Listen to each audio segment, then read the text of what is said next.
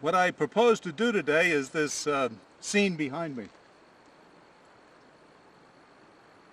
I think that'll make a painting, and before I do that, I'd like to show you my my easel, my palette, the colors I'll be using, brushes, palette knives. This is my palette.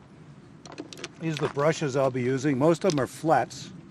This is a number 12 Raphael that I use for drawing. You'll see that in a couple of seconds. A couple of palette knives. I make good use of them.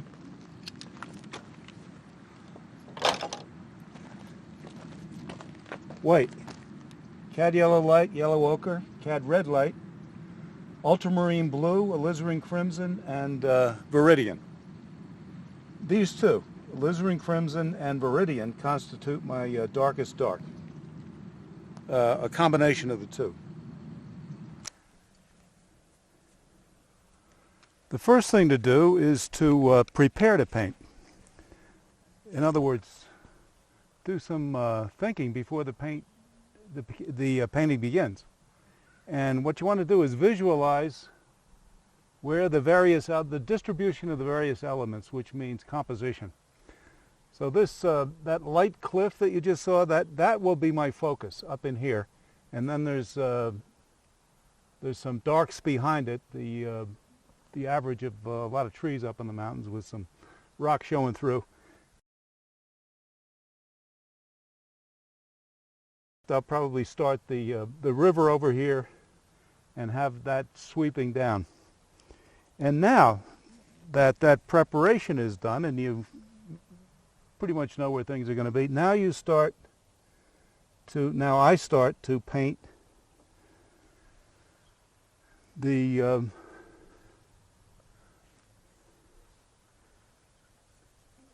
distribution of these various things, and this will become the large generalities, the masses.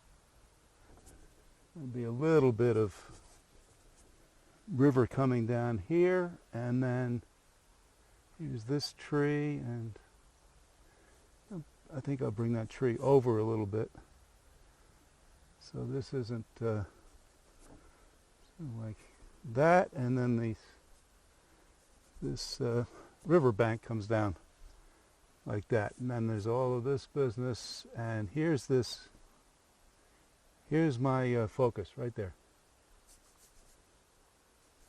Now I want this to be a loose painting, and that's why, well, one of the reasons that I'm using such a loose technique for drawing, because you set a standard in the beginning. Okay, so now where I am now is on my way to painting in the masses. And as much as possible, it's a very good idea to paint back to front. That may be a little dark, I don't know, but I need more elements, more forms, more shapes, colors to judge against, to know. But for now, this is good enough. Down here, I'm looking for some patterns, and they do things like that, and then this comes down, and you know, sort of like that, and then there's some patterns in here that I can just indicate so I can go around them with the paint that I'm about to put in. Now this is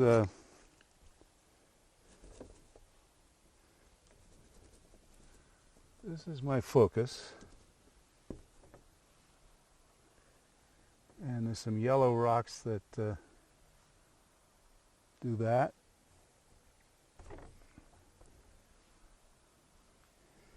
And then up a little higher,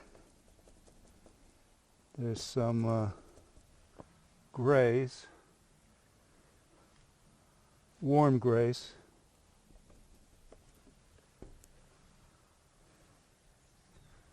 That are about there.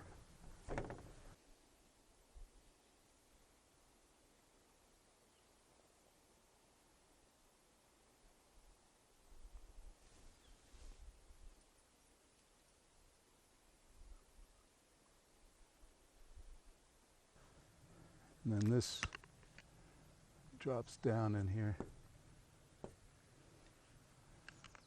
That, and then some grays down in here, and so I have that on my brush. I may as well hit them. Something like that, and the then below the yellows are some reds, which are very light and more like a kind of a salmon color.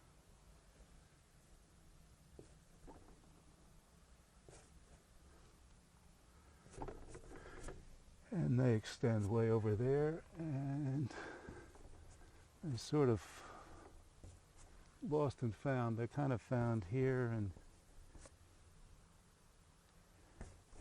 there's some down here, and then the trees come up into them. And there's some more. This is a little hint of red, at least over there. And these are some patterns that I can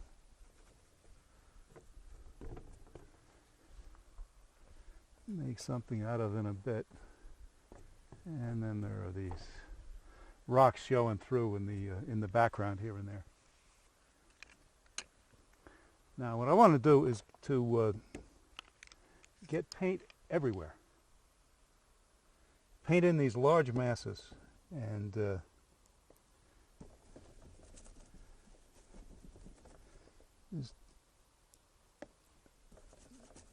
it gives you an idea of what is going to happen. Here I wanted to move this tree over,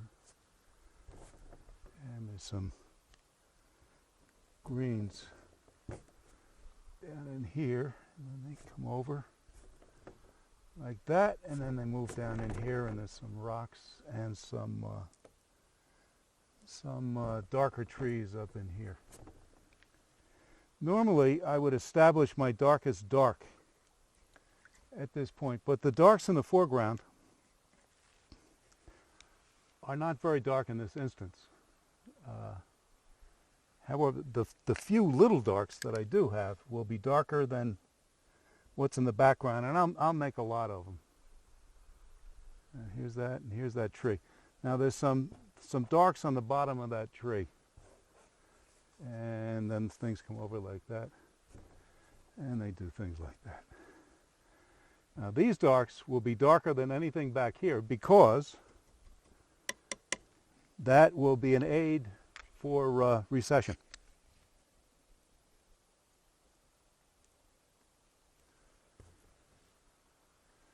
Darker trees here.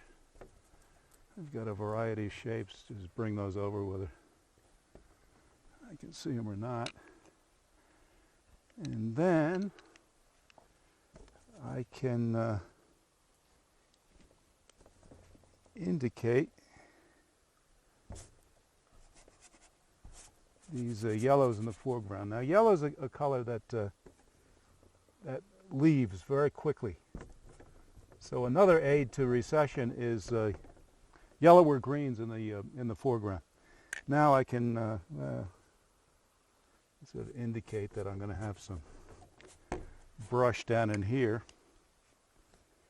and I suppose I could even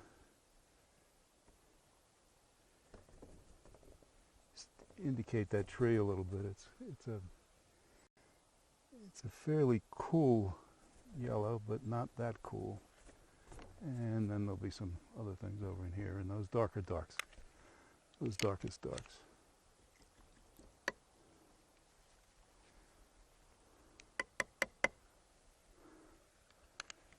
Now, the water. What I'm painting here is, this is kind of back to front. You notice how I'm painting back to front? Well, this is part of it as well. I'm painting the water, and then I'm going to put the reflections, the cool reflections. By cool, I mean blue. It's a kind of a greenish, yellowish something. It's not really a particular color. There's a lot of other colors in it, and I'm throwing some in just almost in a random way. And it, the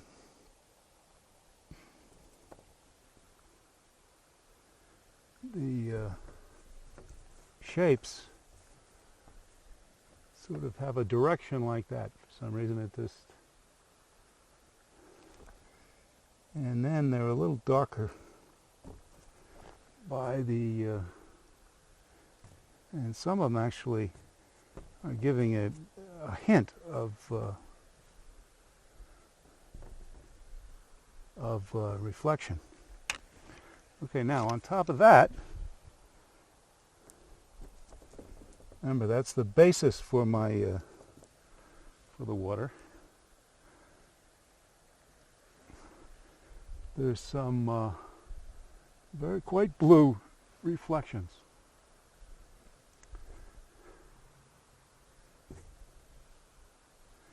And as I say, these shapes are sort of going in that direction.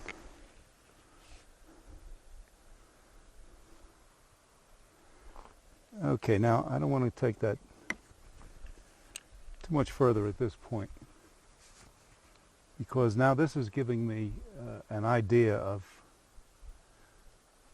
of how strong I want to make this, and I want that to really stand out, and it's not doing that yet.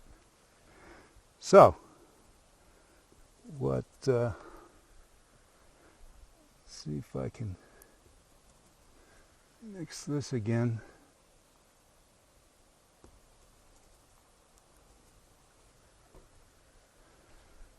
Darker, huh?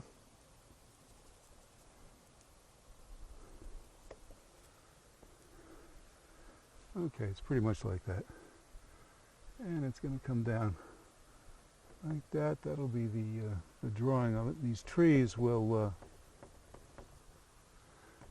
I want to get the feeling that they're jutting up into the sky here and there. I'll be coming back with the paint for the,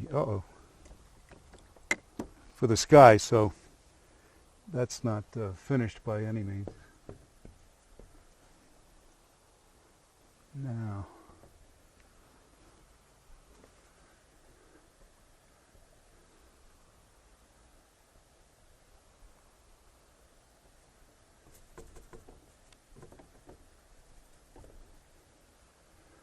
okay, that's what I'll do, is I'll silhouette it more than I had done, and that will, see, now it's standing out better. So I'm putting darks all around it to silhouette it. I also want some shape out of this, so it's a pretty nice shape up there, and it drops down. Okay, now in these there are trees like this, bugs.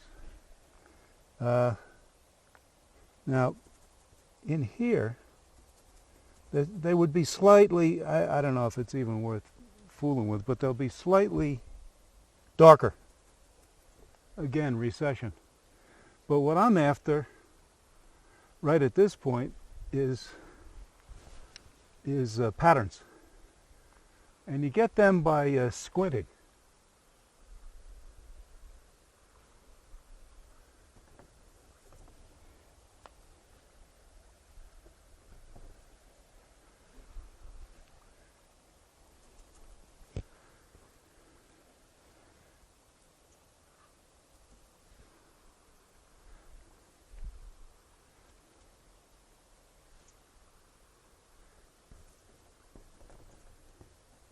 Now obviously, excuse me, I'm not copying these. I'm looking for general shapes and painting them in.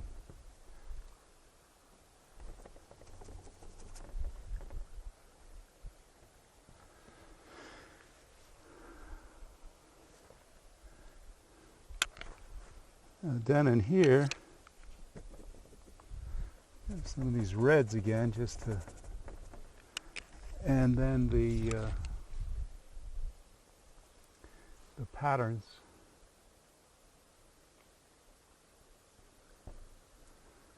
I painted on top of that. That's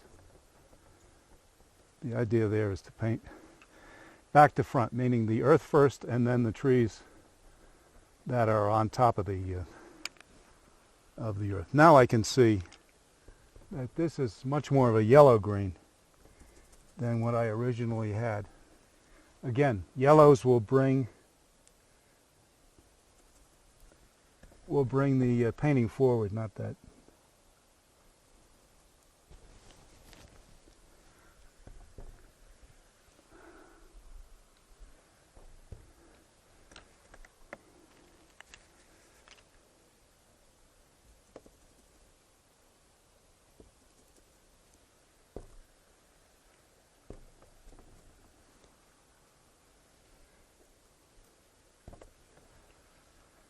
Okay, that's a little more yellow.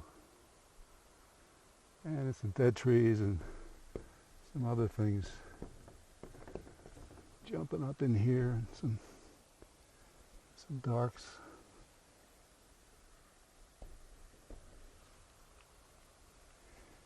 And then those lighter values.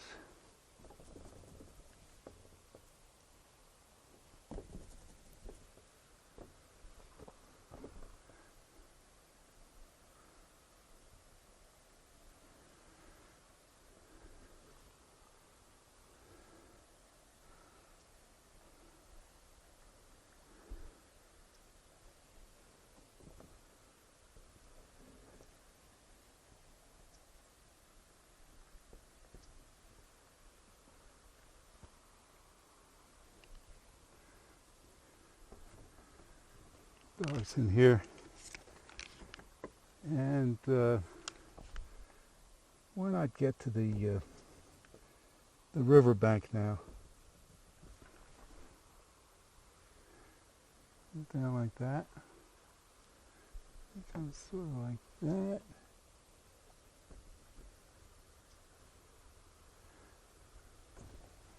Now I think straight lines are monotonous, so trying to keep away from that.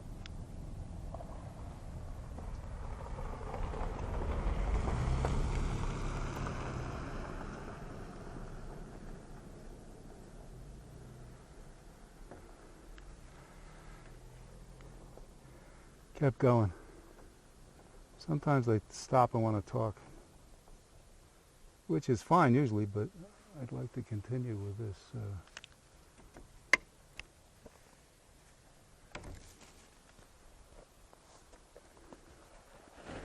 With this painting.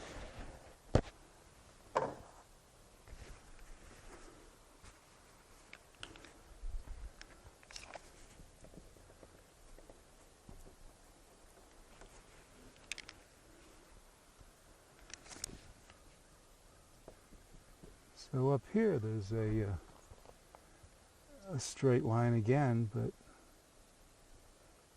I'll do what I can to break it up. But you want to break it up with unequal measures.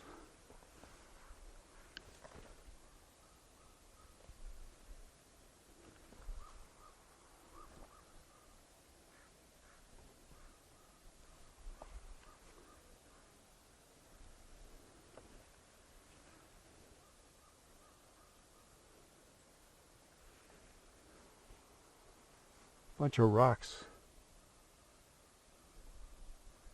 I'm going to paint the dark of the rocks first, and then put the light on top of that. There's one right in the middle of the...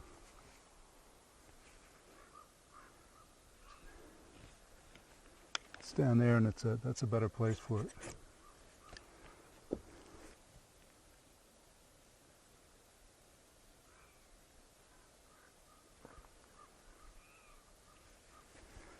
And now I can put the, it's a warm,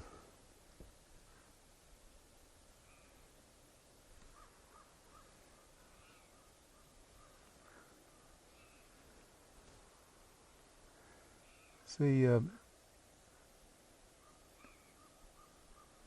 rocks are legible. You don't have to do a lot of explaining. This is buried too much. There's not enough out of the water for that to be light in value.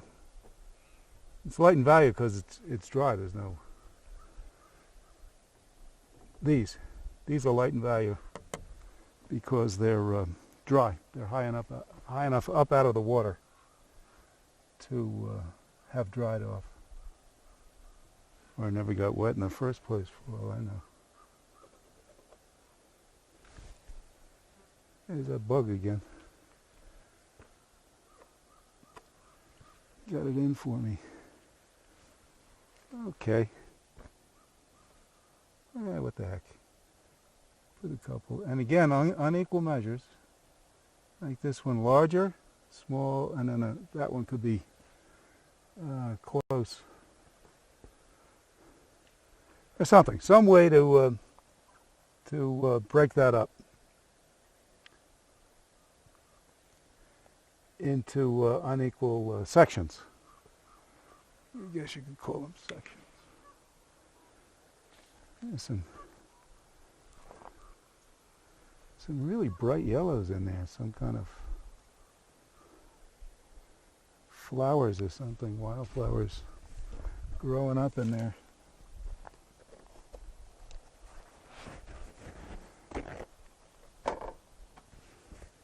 And that's gives me an excuse to use brighter yellow in the foreground.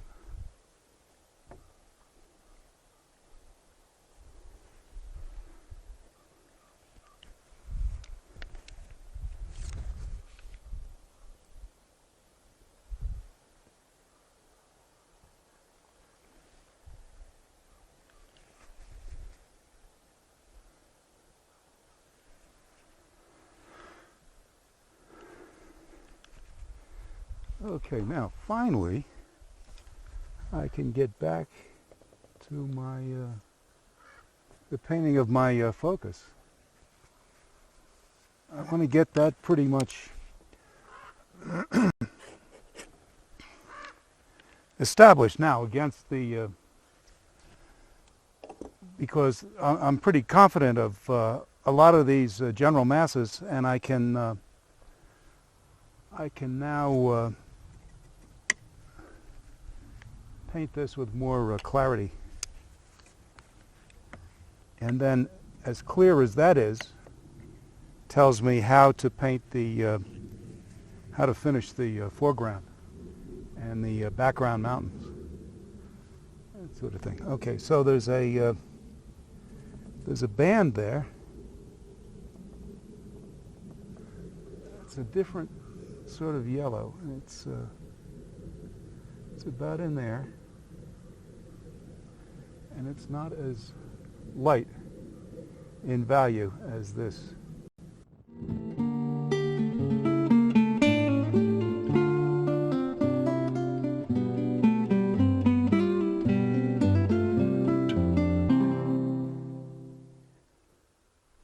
Okay, that's about what I want. So I want to catch these here and there.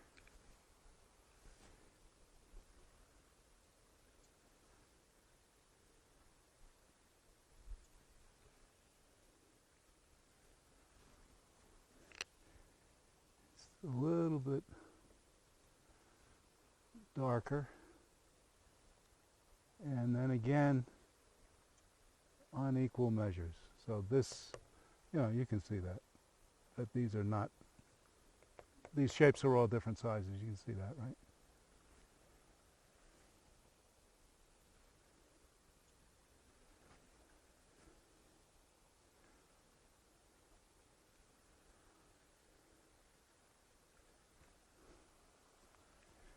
Now this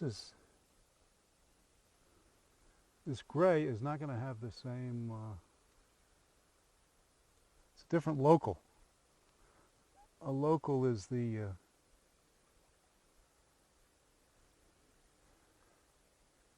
color, the value of something. And this color, since it's on a gray, the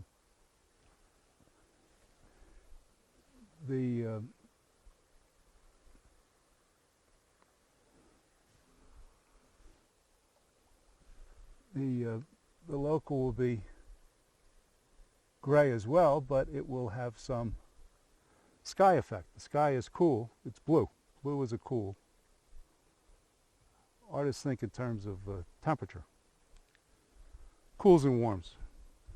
The cools are the blues and the purples and the red purples and the blue greens.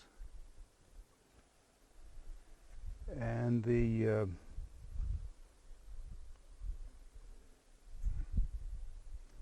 warms are the yellows, the yellow reds.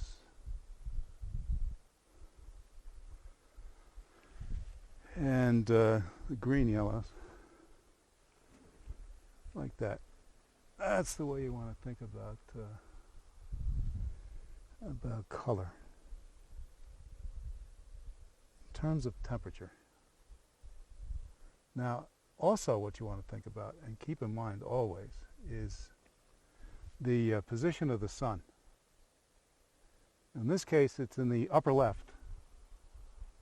Actually, it's sort of behind me, but it's up, and it's more on this side than this. Although it's fairly straight on in this case. So the tops of these forms can be lighter because the sun's up above them. And it's striking those, as those planes roll over, they're facing the sun more than these in the front, which are more upright planes. And then some of these striations can have, these forms can have value changes as well. Okay? And then these lateral shapes can pick up something here and there.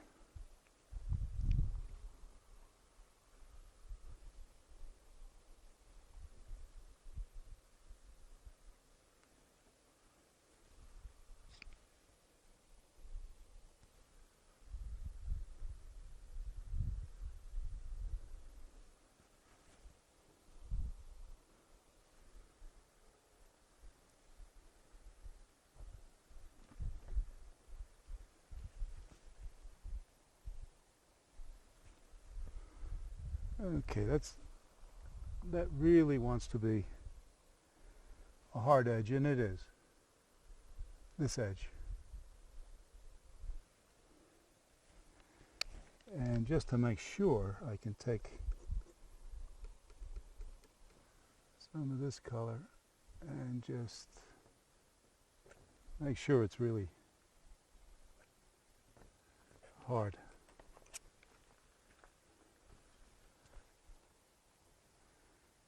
You know, with a palette knife, you can do all sorts of things. You can get shapes that you can't, that you couldn't intend, which is what I'm doing here. You know, those brush strokes are a little too.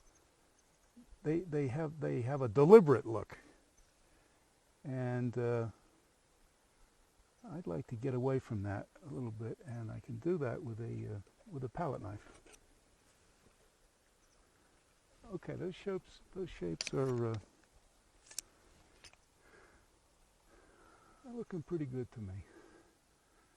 You got something that goes straight across, and then it goes up And there's some, I think it's a little more blue. But a lot of this will doesn't have to be explained because the eye will create something in its peripheral vision, and that's where I want these to be seen in peripheral vision. Look at them straight on, and they look kind of they don't look like anything, but this does, and that's where I want the eye to go.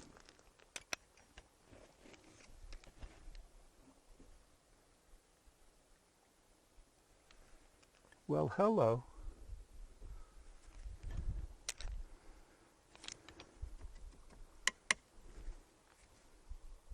Now, because this is the focus, this can be the, I will use the lightest paint in the whole painting. We're right here. I'm still picking up something.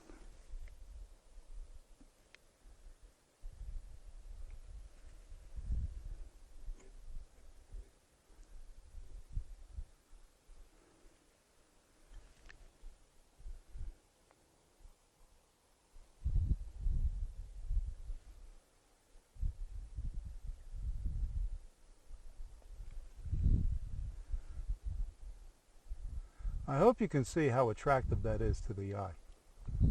That light value, and that mountain there, because it's some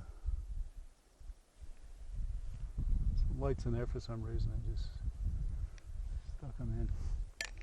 Now the shapes, the rock faces that are showing through between the trees up in there. I want to get the value right first. That might be a little bit too light in value.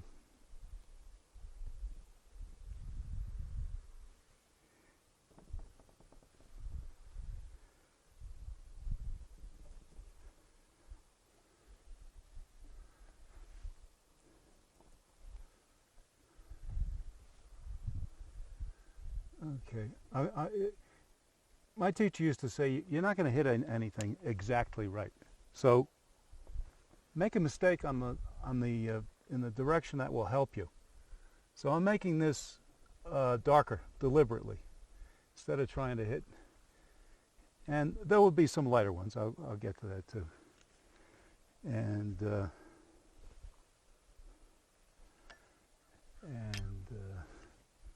why don't I get to them right now? Let's see.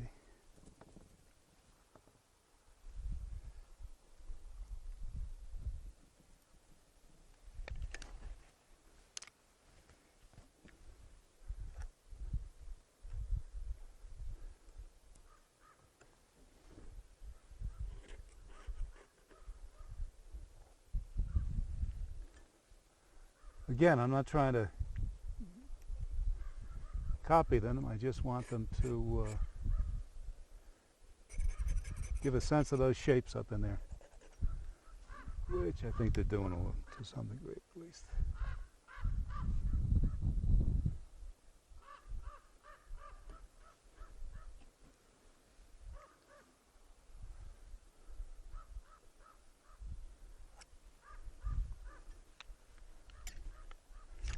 Now I can clean that up a little bit with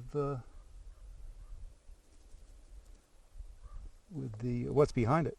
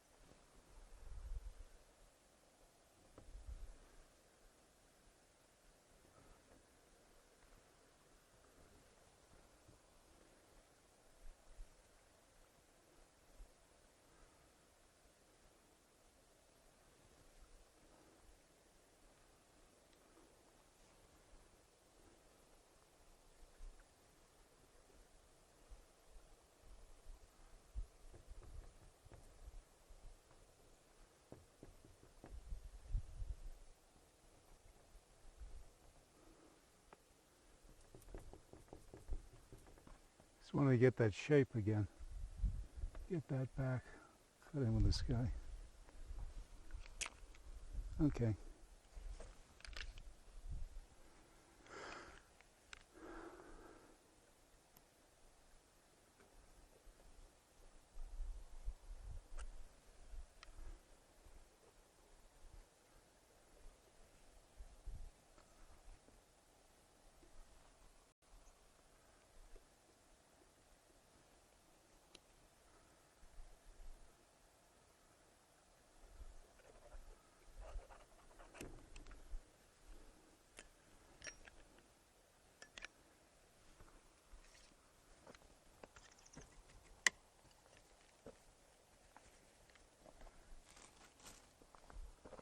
Sun's a lot stronger now.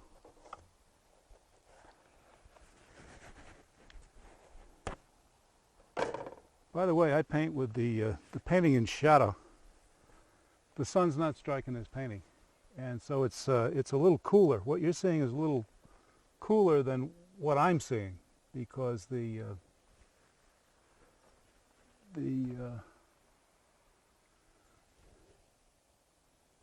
camcorder is, I suspect, making it more cool.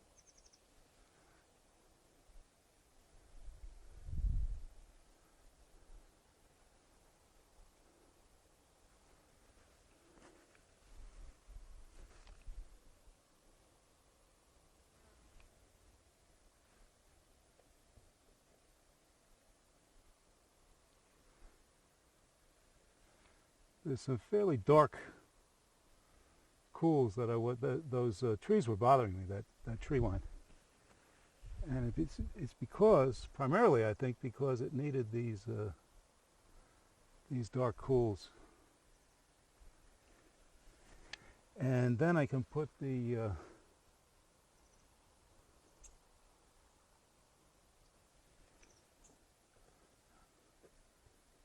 lighter colors. Now I'm cognizant of where the sun is. Again, as I said earlier, sun's in the upper left. And you want to be aware of that all the way through the painting. Because when you come to something like this, you want to make sure that the lights are on the left of the form. And there's all sorts of things just sort of jumping up in there, and then the top planes are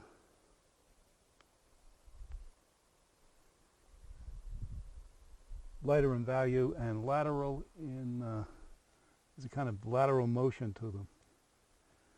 So they'll come out like that, and then there'll be soft edge at the bottom, and then they come up something like this.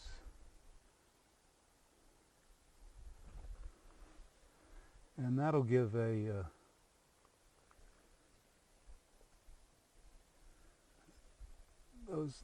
these what I'm painting, the lighter values are the top planes, where your eye is sort of skimming above the grasses, and then the upright grasses down in here will be darker and painted with upright strokes.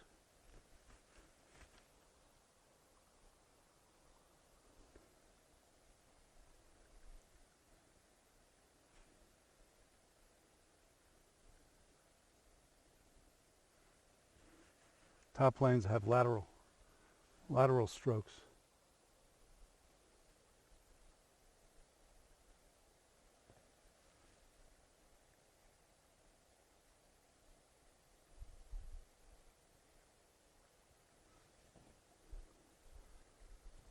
Just in case I pick them up over there again.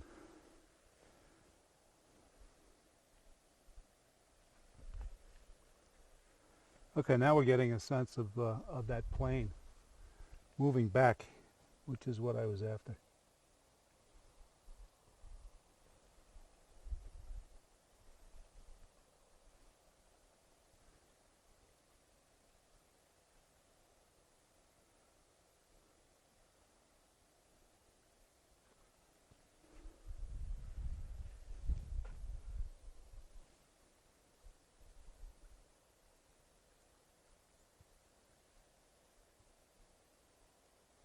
underplanes.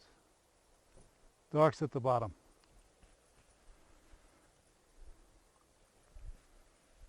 Whether you see them or not, you can indicate things like that, and usually you do see them.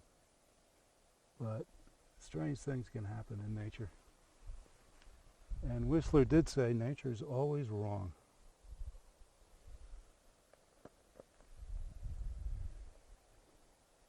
Got something there from the painter's point of view.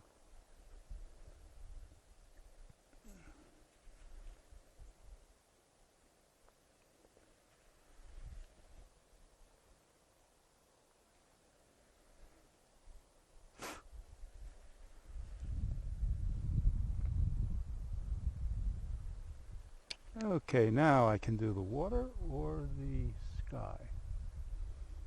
I think I'll do the sky. Now we started out, it's a little more blue now, but when I started out, it was a whiter blue. And that's what I'm going to paint.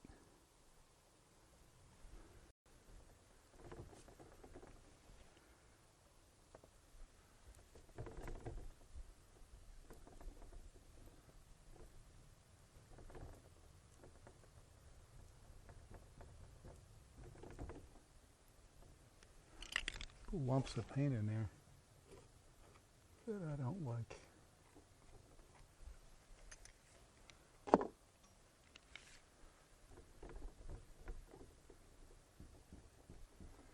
Now I can get that shape I was after. Something like that. Now what's happening is this, because of the value contrast, this mountain is getting very attractive to the eye.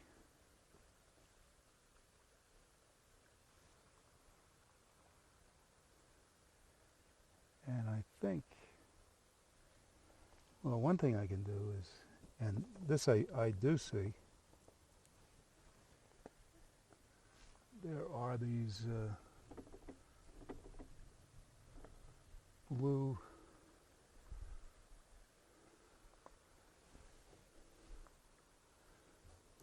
shapes, much darker over here.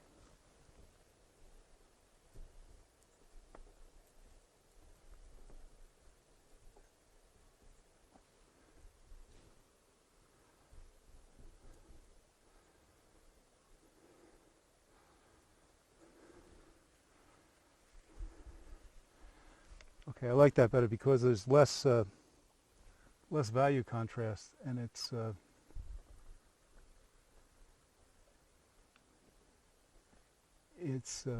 not dragging the eye away the way it was a minute ago when it was just that light against the dark of this mountain. Yeah, that's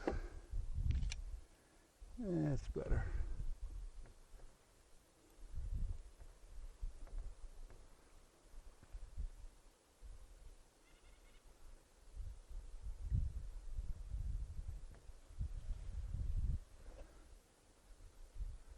Just want to get an idea that the trees are jumping up into the, or jutting up, I guess, jutting up into the, without actually painting them. Now there's a mountain way over there that's really quite blue. And it'll give me another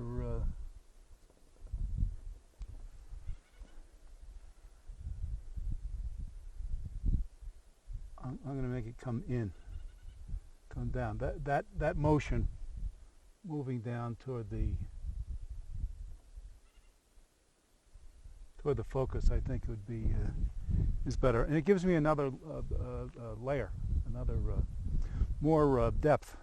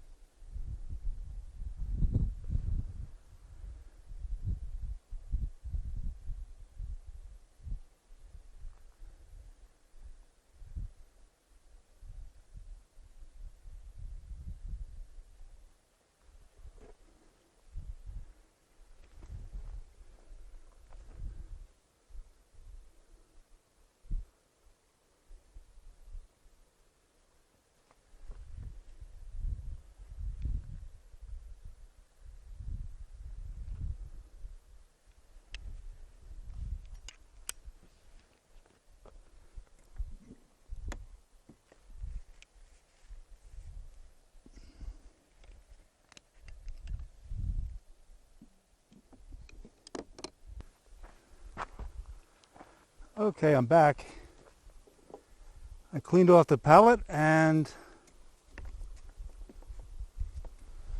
I added white and some Viridian.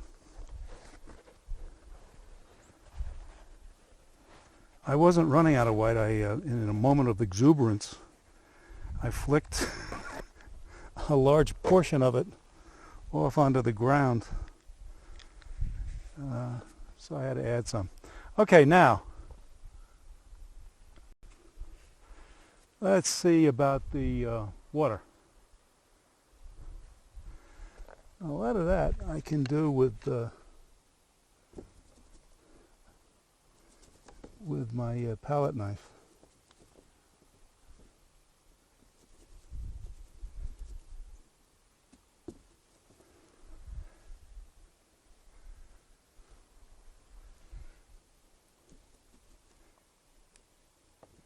I'm mixing up a large batch with my brush, and then I'll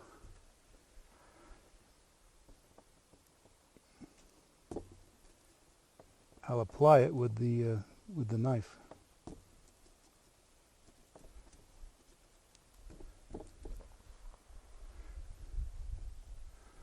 Put some on with a brush and then move it around with a knife, you know.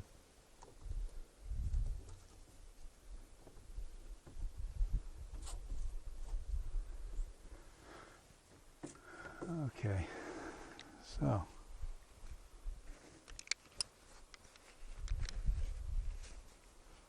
I'm not seeing much foam. There's a little by this rock, but mostly it's just fairly calm through here. There are rapids, but not through here, which doesn't mean I can't add some in my painting.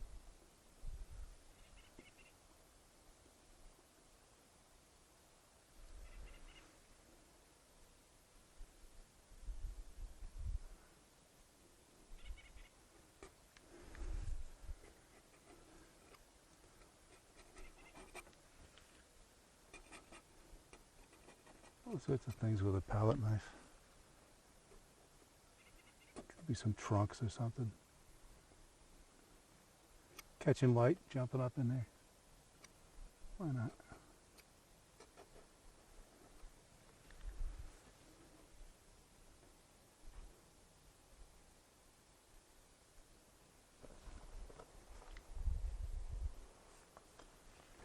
I'm just checking on my dog. He's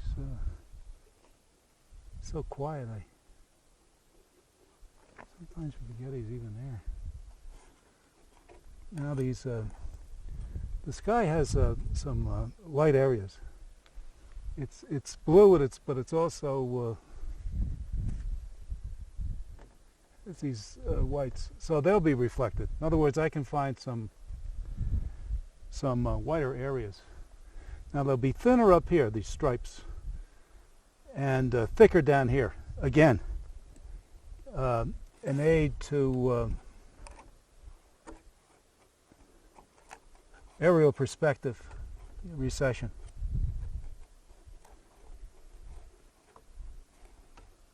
And they slant down. I want to get that slant like that down. I like that. Again, it keeps it away from the monotonous. And then there are some just a little bit of these foamy sections.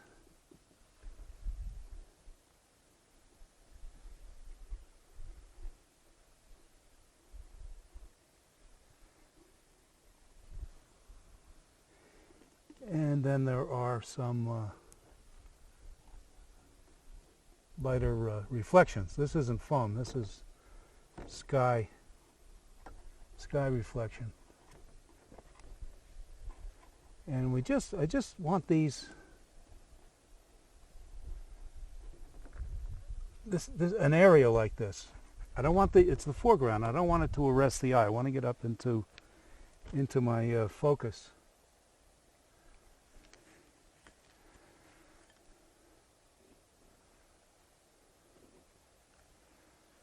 And see that shape there? It's too round.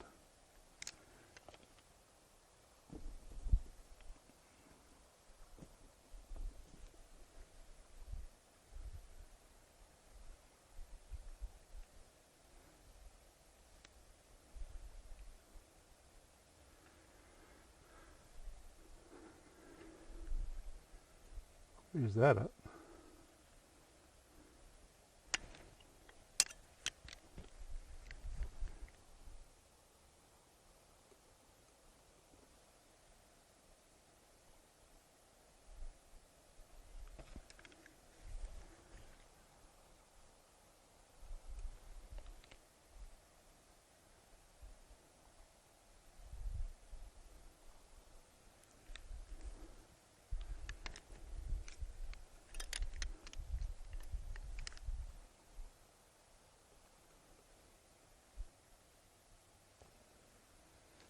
Remember, this is the lightest light in the painting because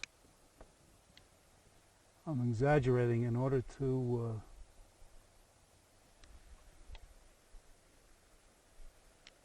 aid the focus.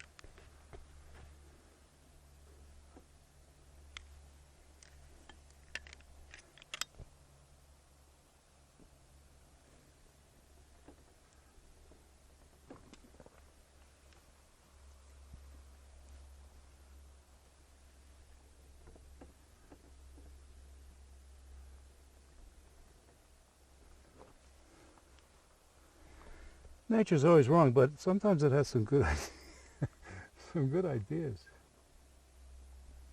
Like these yellows, I love those.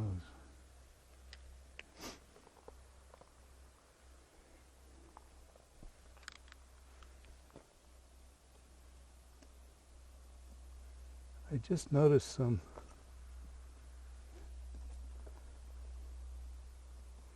are some areas here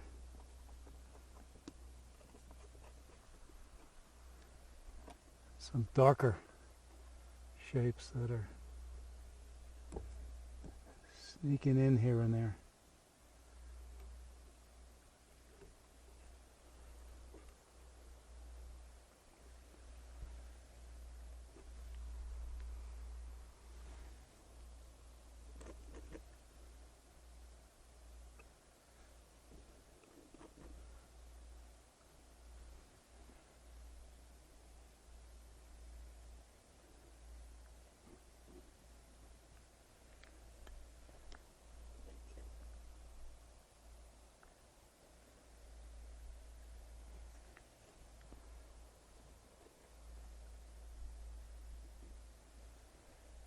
Break that up into two rocks.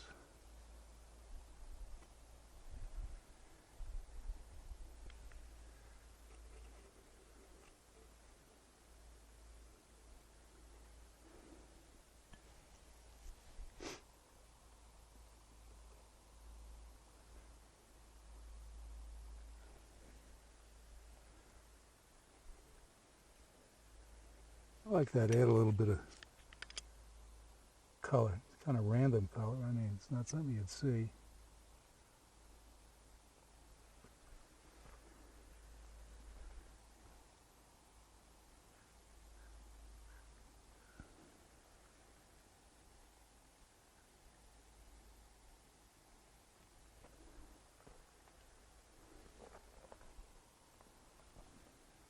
Now we're into smaller things. Remember I said paint big to small?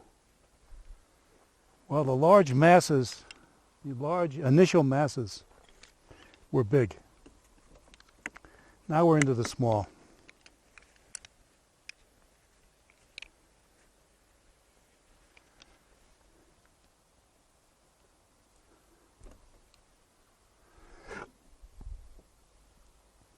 I want this tree. This tree is a kind of visual balance. And it's going to be over here, and then there's some other darker trees, and I just got some red in there because if you see, I'm painting with the action here. The trunk is about here, and the limbs go out on either side. And my teacher used to call that the action, the motion, the direction.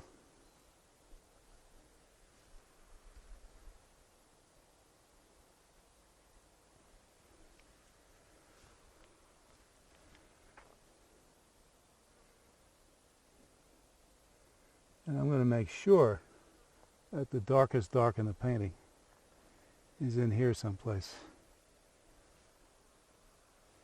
And then these come up, and sometimes actually some branches.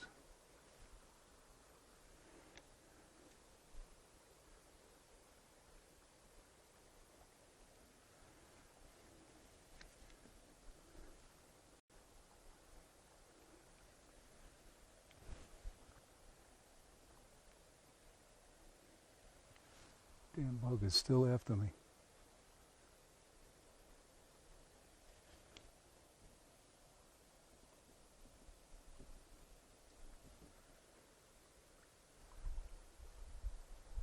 Just trying to get that tree to separate a little bit there.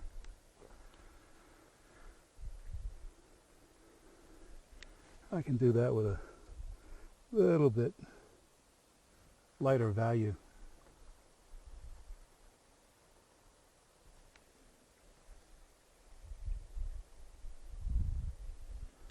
See how it stands out a little better now?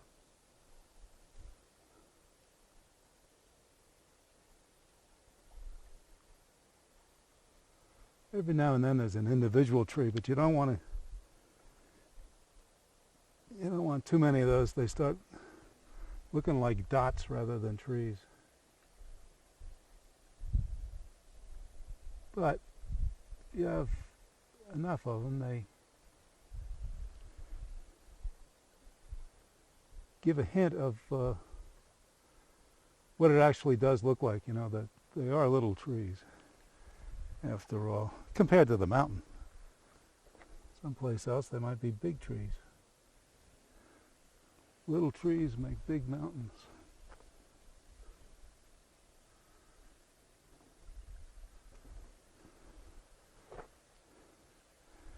Well, this is starting to shape up here. Aren't you glad you came today? I certainly am. I just love doing this. I hope you do. And the better you get at it, the more confidence you have, the more fun it is. Fun's the wrong word. Enjoyment, fulfillment, joie de vie, whatever. Okay, now out of the corner of your eye, I think you'll see water here. Water in motion. So that's the thing. If you paint it with so much care that you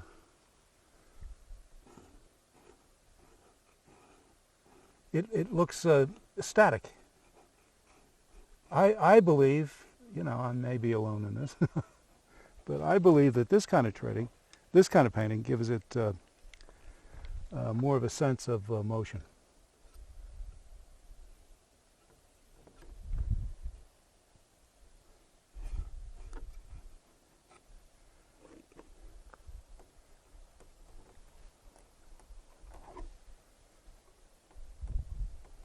Remember, these bands are wider down here than they are up here.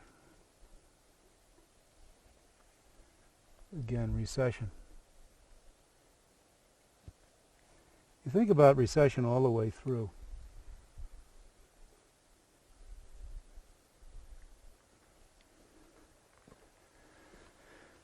Now, soften that edge a little bit. Some things growing up in here maybe. Little shapes. I mean, just stuff you can do with the palette knife. Can't get any other way. Now, I guess I got some filling in to do here.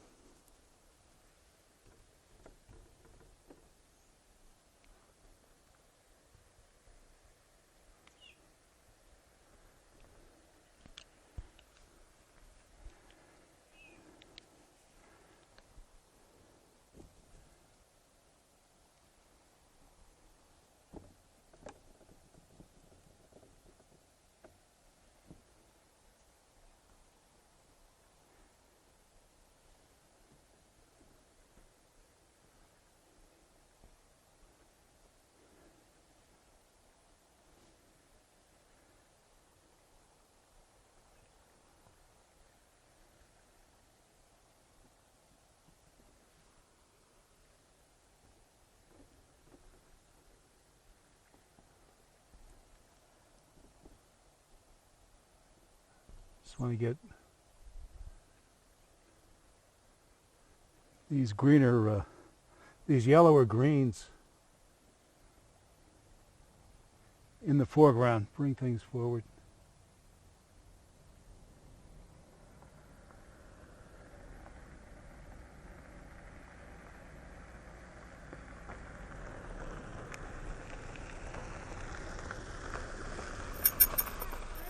Hello. Is this the right way to Christ in the Desert? Yeah, straight ahead. Okay. Can't miss it. Only one road.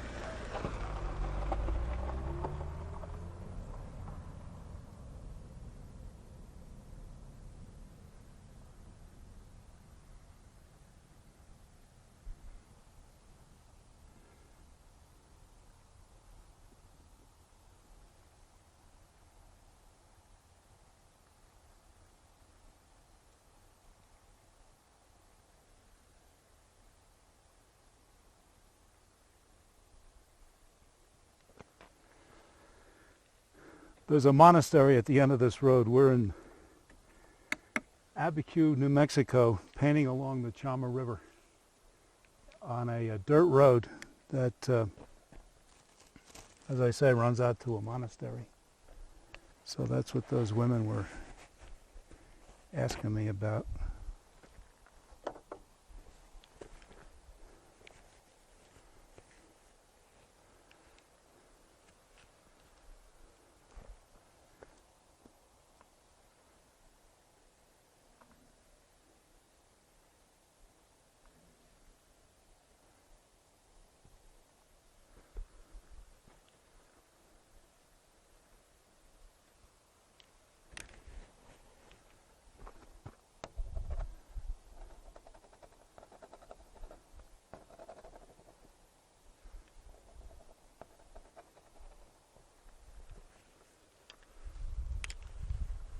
Now I could make that tree, I could make that into a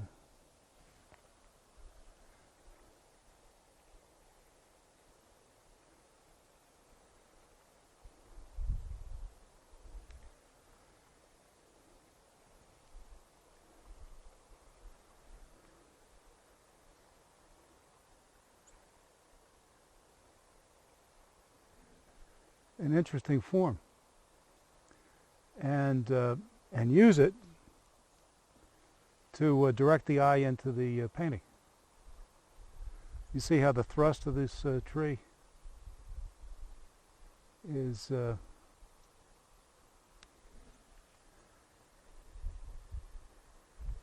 the direction of the focus.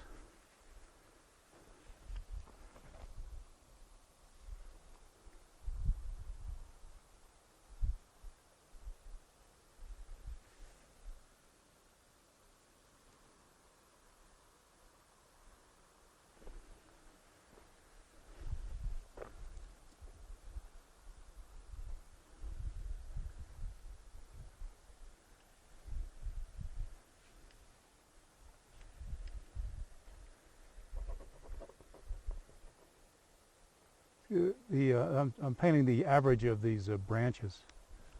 Just give the idea of it. This is a loose painting. You don't draw everything with absolute accuracy. You're going more for approximations and indications.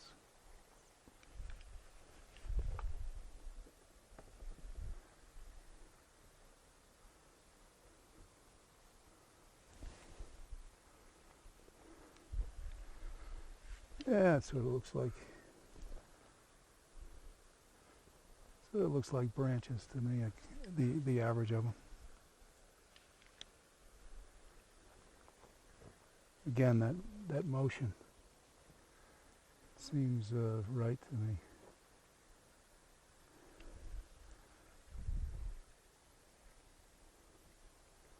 See, what I mixed here is more purple. And for variety, I'm just kicking that all around.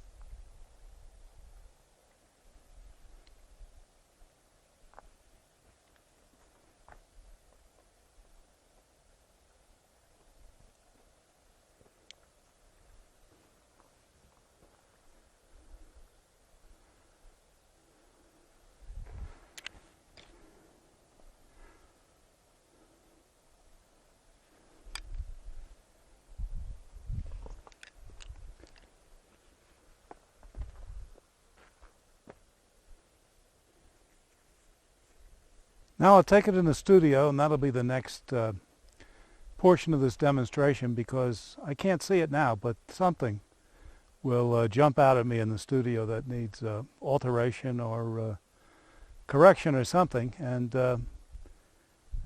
that'll be the next stage. I weaken the chroma by using red, because red is the complement of yellow. Of green, I'm sorry.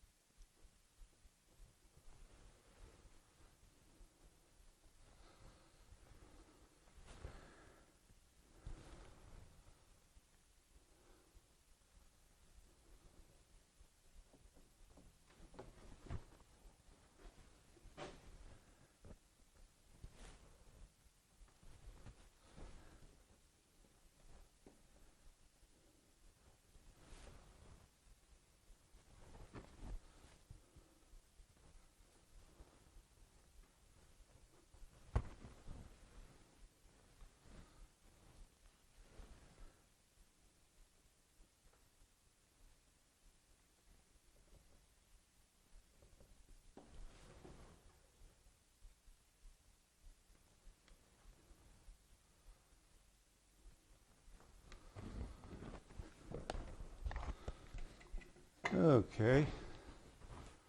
I think that tree is separating now. A little bit.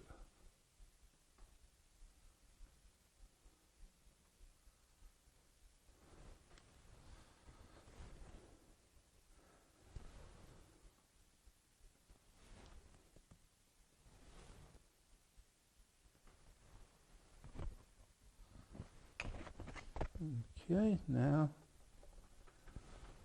I just want the average of these branches to be more apparent so that it looks like a tree with dead branches all over it, and I think that does that.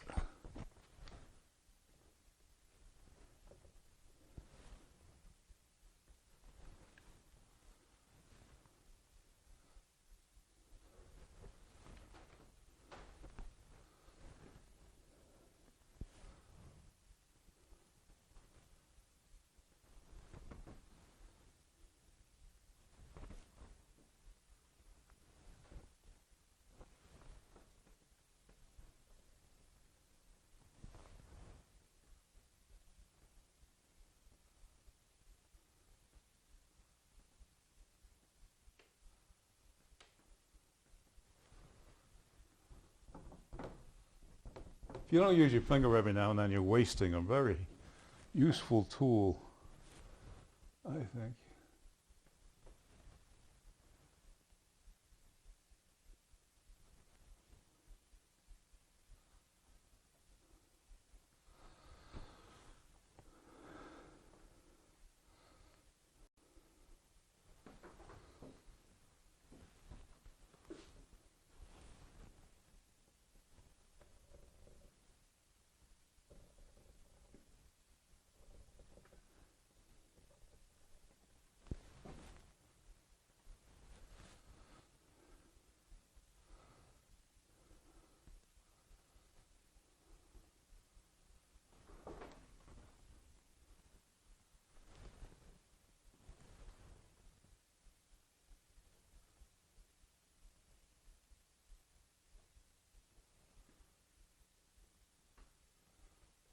Give these trees some shape.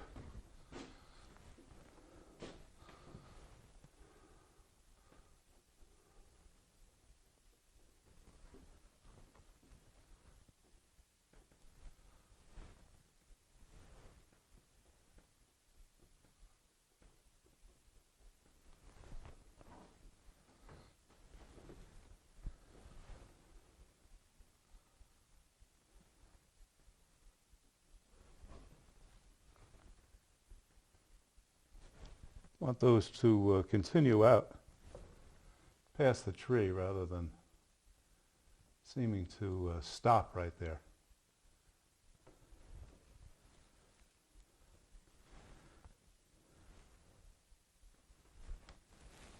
Like that.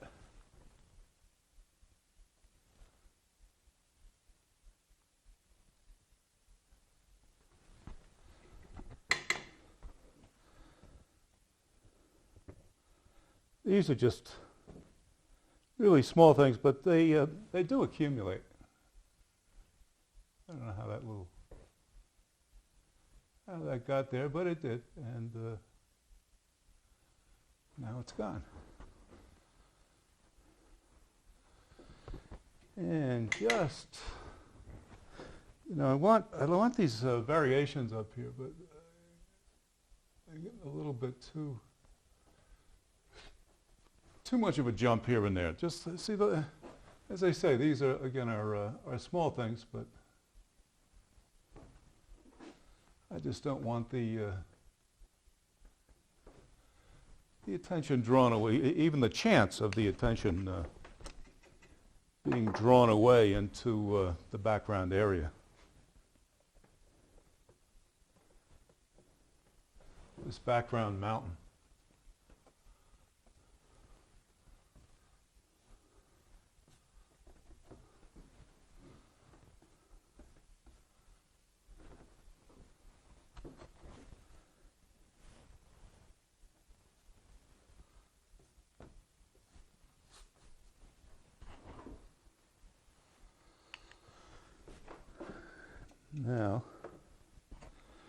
talked about the darkest dark and where that was, and I want to just make sure that that is indeed the case. That will, as I say, help with the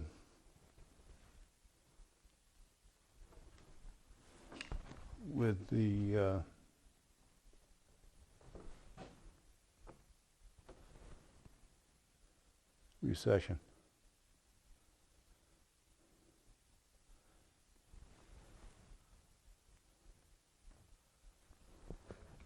When we talked about, matter of fact, in the video, you could see some of these wildflowers behind the painting, just to make sure that this top plane is reading well. Let's just strengthen that. But remember, we don't want hard edges here because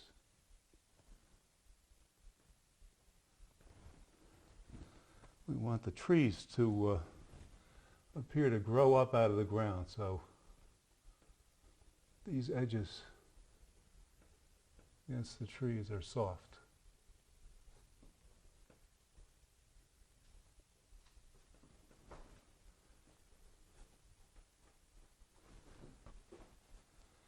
Okay, now I've got a good sense of recession there.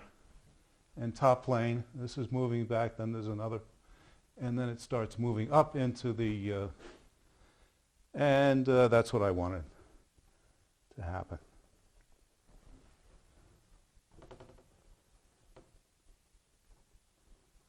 A little more variation to these shapes. Some cooler greens just to, again, you want those variations of color. We could have a darker dark back in here too, these forward trees. Get them to,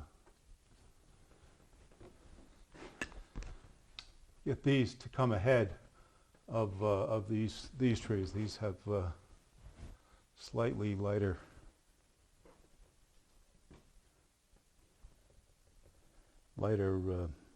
values.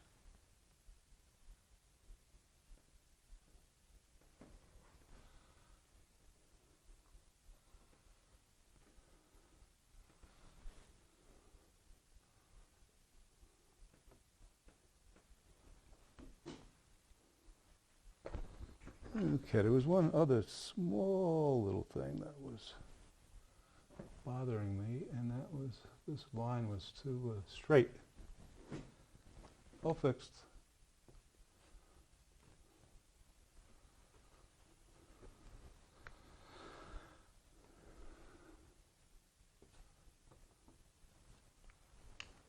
Okay. At these trees, these rocks, and a little color. There's also there's some earth, some dirt showing through up here by these other rocks that I'd like to indicate, because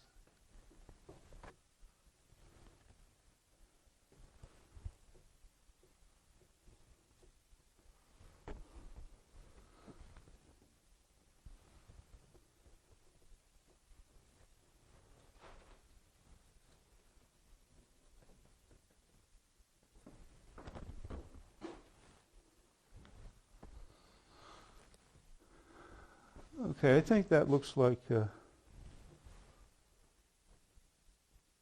again, in peripheral vision, I think that looks like water.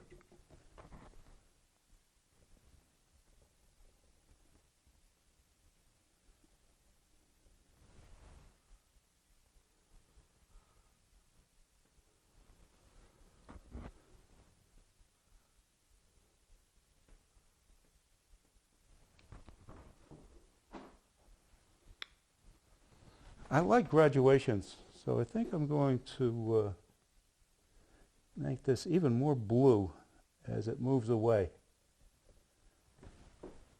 Up top here. Because graduations give a urge the eye back in on top planes. Again, I'm not saying I saw this exactly, but that pulls the eye. It's a brighter chroma. The color has more intensity, and it pulls the eye into the painting because it's brighter here. And you want it pulled in this direction so it moves up in there. And also the linear geometry, I call it. You know, it's I think working nicely in this painting.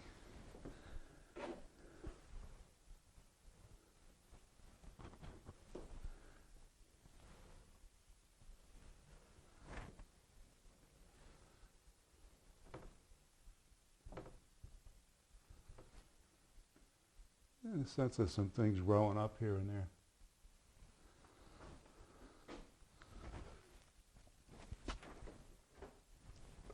Okay, now I can just keep looking for little tiny things and just keep fooling and fooling and fooling. There really is, in this kind of painting, there really is no end to it. It's just, you can just keep going and going and going. And I'm going to resist that urge after I've done one more thing.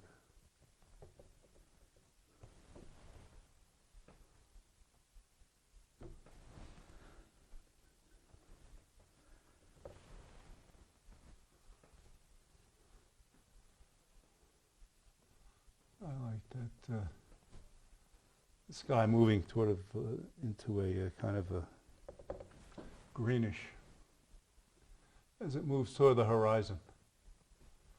I just wanted to get that to happen. And another thing I kind of like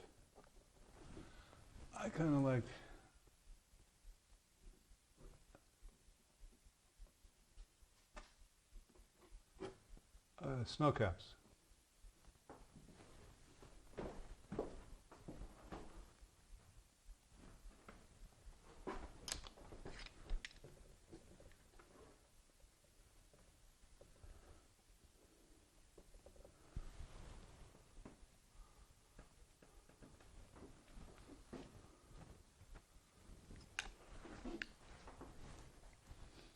I apologize for standing in front of you from time to time, but I'm afraid that just can't be helped. Or if it can, I haven't figured it out. Because I pretty much have to forget that the camera's even there and just paint, which means I get in front of you now and then. But I think you've seen an awful lot of the of what has been going on. Just to be certain.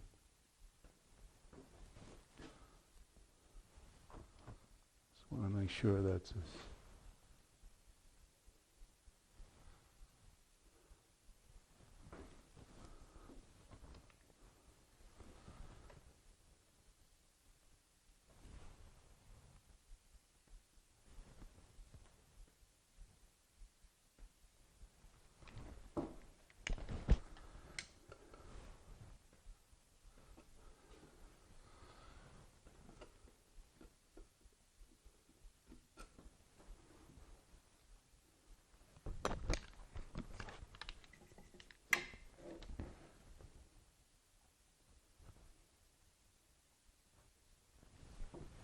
whitest white in the whole painting is right there. And that's certainly not the way I saw it. That's artistic license. Deviation from fact for an effect gained. That's what In case you were wondering what artistic license was.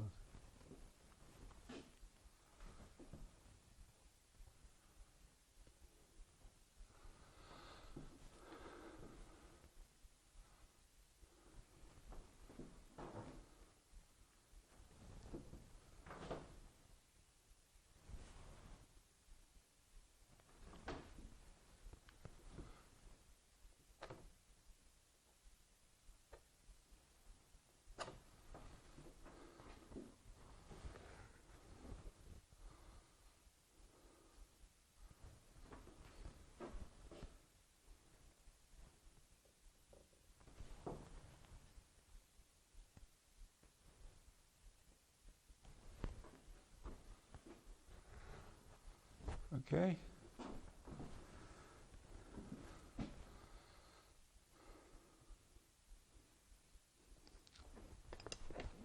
That's my painting.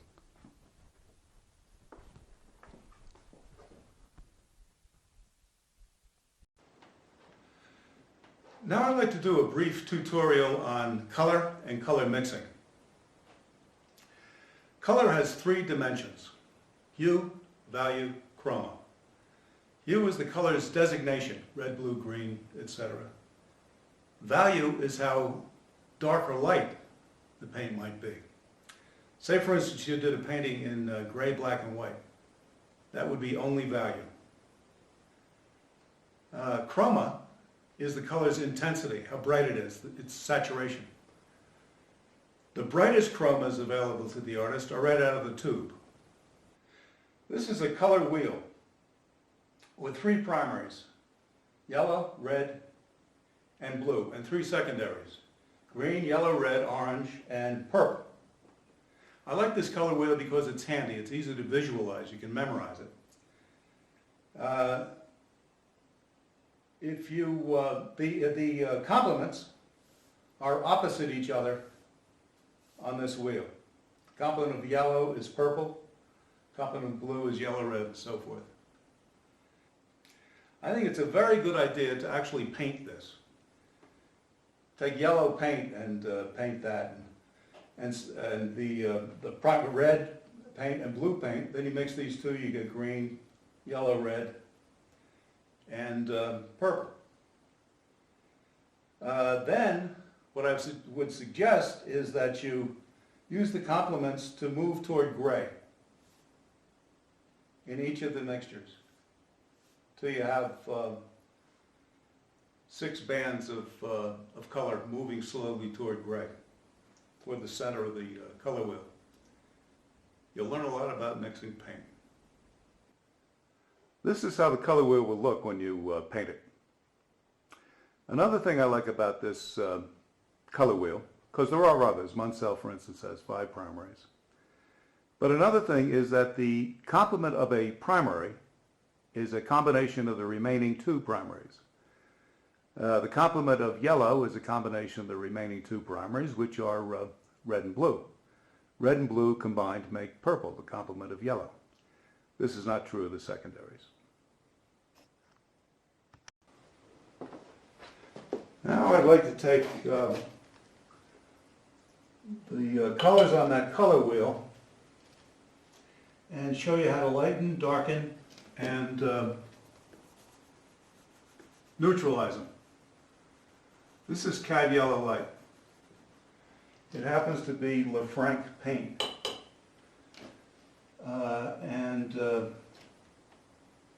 It's a little lighter than some of them.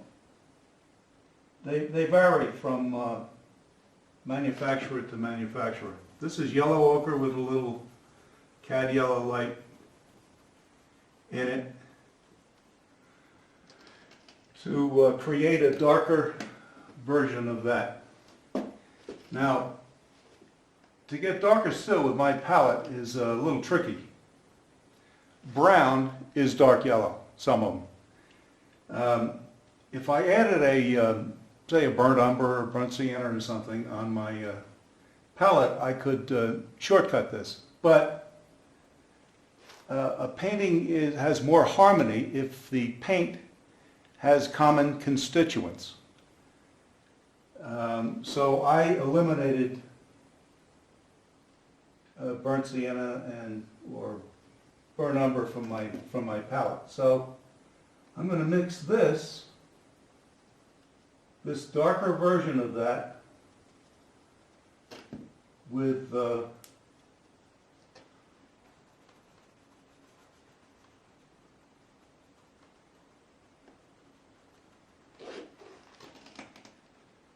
combination of, remember the proportions matter a great deal here, but it's a combination of alizarin crimson, viridian, and yellow ochre. Now to go darker still, I can use my darkest dark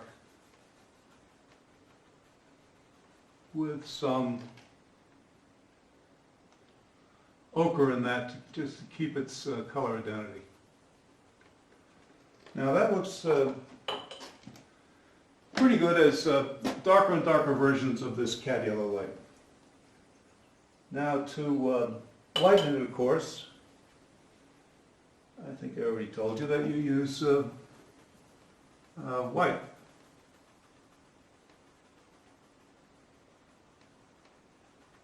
So there's a lighter version, lighter in value. And on my palette, in order to neutralize this, I use a combination of alizarin crimson and ultramarine blue as my purple. Now that's so dark it hardly has any color identification, but when I add white to it, you can see that that is indeed purple. So what I want to do now is to show you how to neutralize this yellow.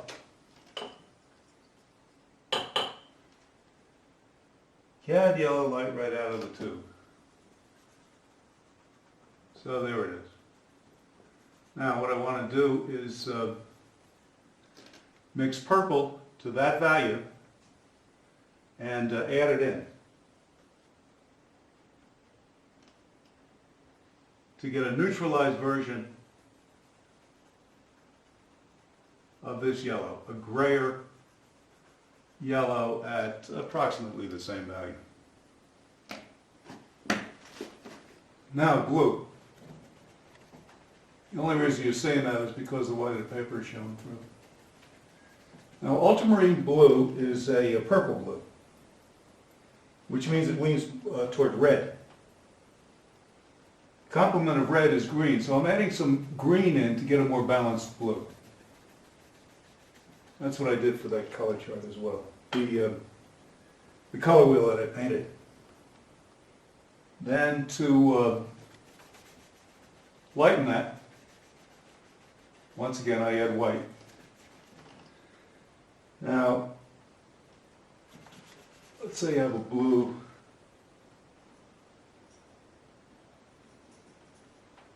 like this. Like that blue. Now, to neutralize that, on my palette, I keep saying my palette, by the way, because artists develop palettes over time that work for them. This is what works for me. It's not the only way to paint by any means. So I'm going to neutralize that with the yellow-red.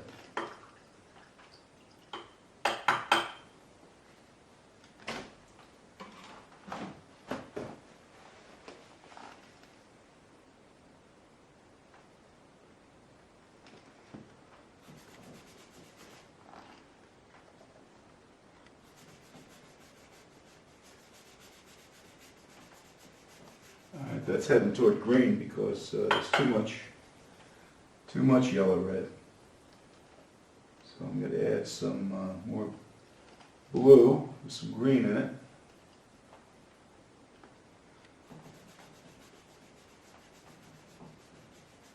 Okay, that's a neutral blue, but it's a little too dark in value to be a version of that, so I'm going to add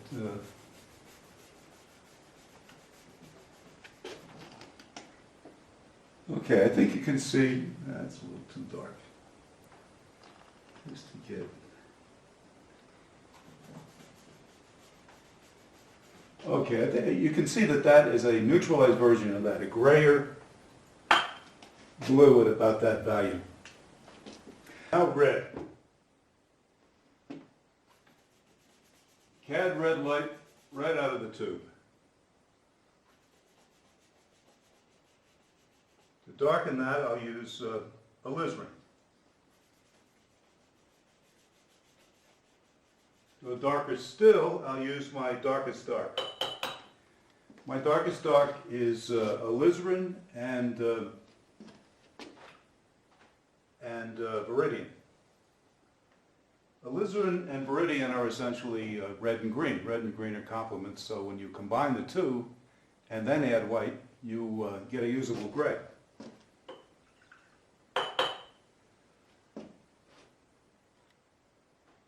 So here's, now because this is a darker red, the proportions are heavier in alizarin, so it retains that color identity. Red, darker red still. Now, the complement of red is green. On my palette, I use viridian. Now, viridian is a blue-green. The complement of blue is yellow-red, so I use a little yellow-red to get a more balanced green, like I did on that color wheel. And I also lightened it. It's still a little blue, so I'll just add a little bit more. Okay, that's pretty good green. Now I want to neutralize this red using this green. So there's, again, CAD red light right out of the tube. And I'll neutralize it using this green, which will darken it.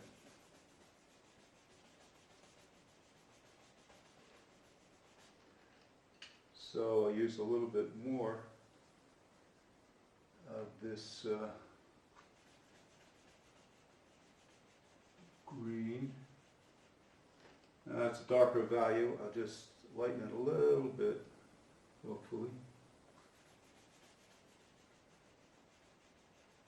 with white.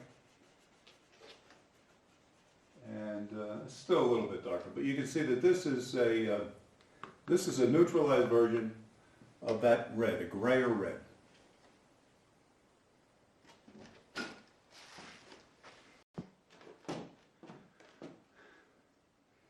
Now I'd like to do a summation, an outline of what happened the other day with this painting and how to go about it. The first thing you do is you find something that you think will make a painting.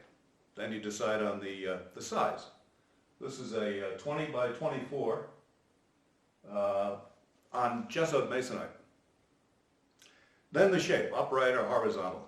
Most paintings are horizontal. That's the shape of the human field of vision, generally.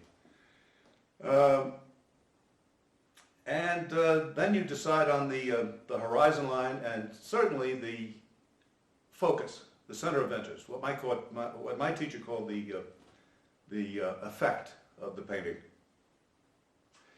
Then you visualize all of these elements, on the surface as well as you can, the distribution, the composition. Then after this preparation, you, in a way, continue to paint by picking up a smallish brush and sketching in where the masses will will be painted. Now you paint them in. Getting paint all over the surface in a very generalized but hopefully accurate way, because a lot of these, because these masses will determine how the rest of the painting will be accomplished. Then you bring the focus along, the center of interest, and you get enough so that you can paint the rest of the painting so that it remains subordinate to the focus. Then you work from big to small, back to front, from generalities to specifics, thin in the shadow, thick in the light, and before you know it, hopefully, you have a painting that you can be proud of. And I wish you good luck, good painting, and goodbye for now.